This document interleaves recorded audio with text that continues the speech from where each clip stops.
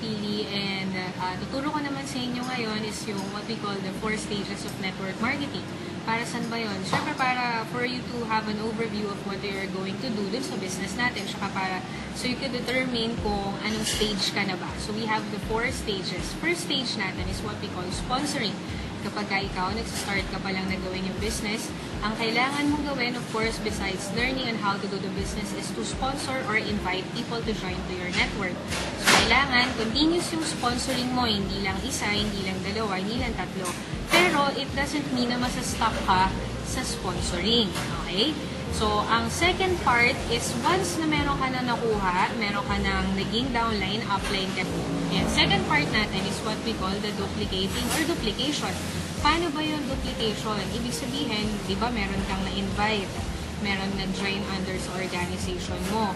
Hindi doon nagsastop yun. You have to teach them. Kailangan lahat ng knowledge mo, lahat ng alam mong gawin, maturo mo sa kanila. So, what if nangyari sabay, meron kang invite, at the same time, pupunta yung bago mong direct. Anong gagawin mo? Least priority natin yung sponsoring. Ibig sabihin, you have to teach your people.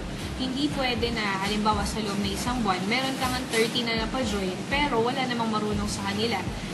Nonsense din yun kasi tinitignan natin is quality over quantity. Aanin mo na meron ka napajoin na 100 tao, pero lahat yun hindi marunong mag-talk.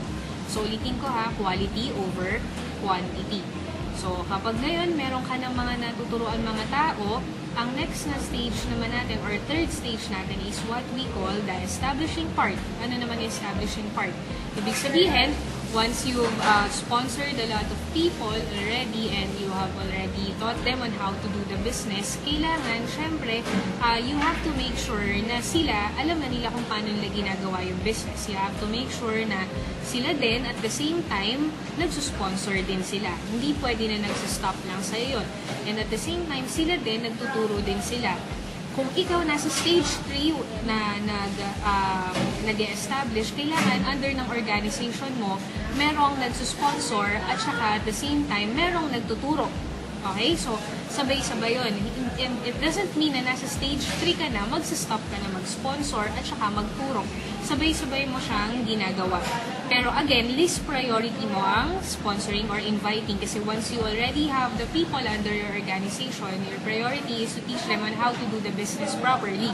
Kasi sayang naman kung dadating sila, pupunta sila, tapos hindi naman nila magagawa ng maayos yung business. Bali, wala yun. Babalik ka lang lagi sa step number 1 or dun sa stage number 1, which is yung sponsoring. So, masasta ka dun. Again, recall lang natin, again, kailangan mo, once na nakapag-sponsor ka, you have to teach them or you have to be duplicated. And then, third part natin is you have to make sure that they are already established. Pag sinabing established, again, kailangan sila mismo under your organization, may nagtuturo, under your organization, may nag-i-invite.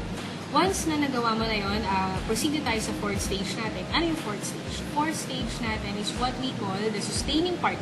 Ibig sabihin, continuous yung process ni 1, 2, at saka 3. Pero, hindi ibig sabihin no, naiiwanan mo na sila.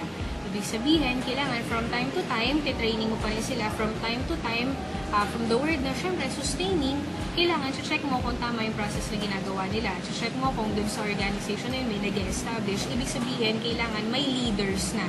And hindi lang leader, hindi lang isa. Kailangan marami ng leaders under dun na nagpapatakbo. Ibig sabihin, may production na siya. Kahit nawala ka na dun sa eksena, automatic may nangyayari na. And then again, itong 4 stages na to, hindi ibig sabihin na meron ka ng sinusustain is magsa-stop ka na. Ibig sabihin, along with the sustaining, meron ka ulit bagong nisi-sponsor, meron ulit na duplicate, saka meron nag-establish. And then, once you've done that already, just repeat the process. Ano ulit yung process? Nakapag-build ka na ng group. Another group na naman, syempre, A and B, di ba? Another group na naman, all you have to do is sponsor again or invite people. And then after that, teach them on how to do the business or to be duplicated. And then establish your team and then sustain. Paulit-ulit lang until you have a lot of people na ganun din yung ginagawa as a process. Okay? So, fourth parts yun and hope may natutunan ka. Thank you.